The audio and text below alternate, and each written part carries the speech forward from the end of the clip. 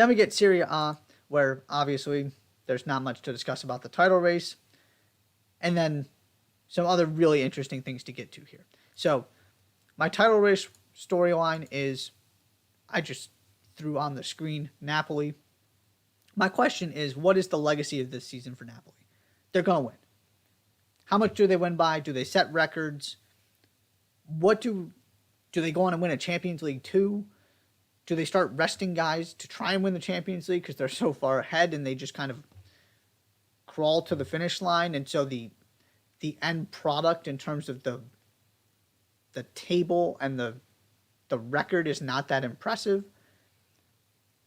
Obviously, the biggest story here is going to be the fact that Napoli won this league and won this league so convincingly and how great this team is. But do we kind of have the numbers and the stats to back it up? Do we have 2 trophies to show for it? Are they truly the best team in Europe, as I believe they've been almost the entire season? Can they prove that by winning a Champions League too?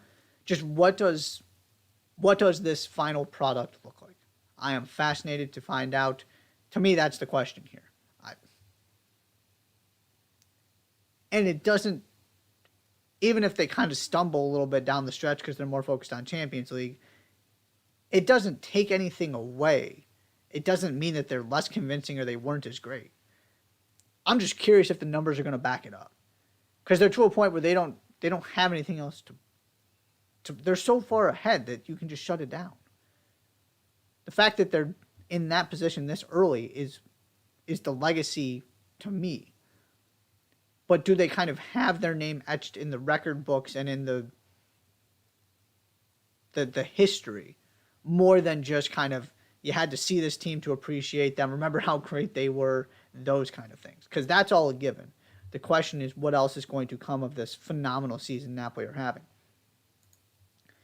Then you get to the European spots and Juventus. And I threw these together because Serie A is the one league. Well, the Premier League kind of has this. But consistently, with the rise of Atalanta, you have 7 teams for 6 spots. And the difference is that most years, that is your top 7. Whereas the Premier League, you get some ups and downs, and usually there's one of the big 6 who's not actually finishing in the top 7 and that kind of thing.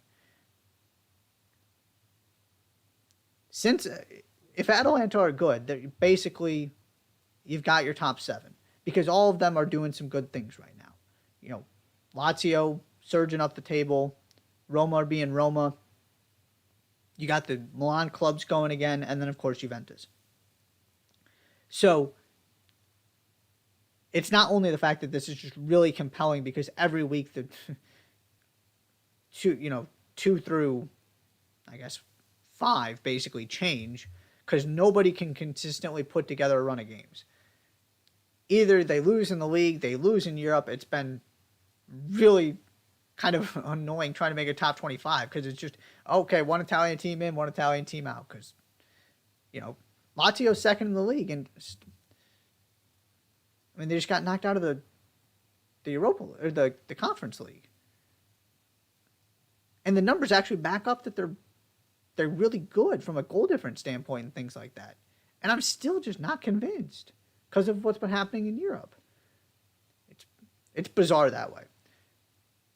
But at the end of the day, those are your 7 teams fighting for 6 spots, and then there's the Juventus part of this. Does this points deduction actually hold up? Are we getting to the end of the season where this thing is in effect, and that if they don't, beat teams by 15 points, they're not playing in Europe because they are the second best team in this league and it is not particularly close. And they have actually gotten back to the point where they are in contention to at least get a Europa League or Conference League spot.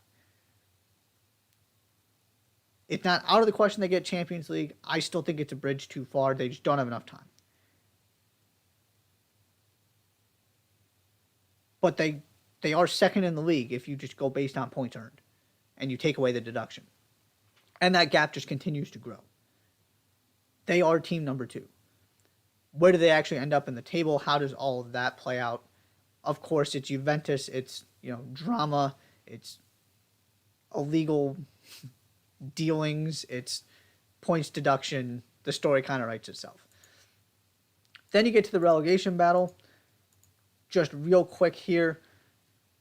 The question is basically, can Hellas Verona, Sampdoria, or Cremonese pull off some kind of miracle? All of them are at least 5 points away from safety. You have a very clear bottom of the table, and unlike most of these other leagues, where it's a jumbled mess. Not the case in Serie A. And then finally,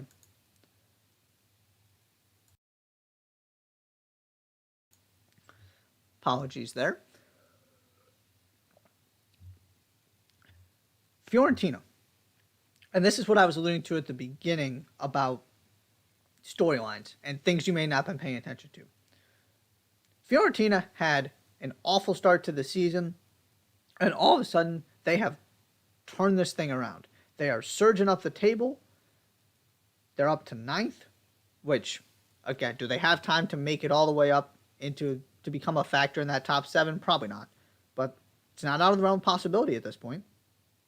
They're facing Cremonese, who's probably going to get relegated, in the Coppa Italia semis, and then the Conference League quarterfinals. They survived the bad stretch, and now are looking at 2 great opportunities for silverware and a really good finish to the season domestically as well.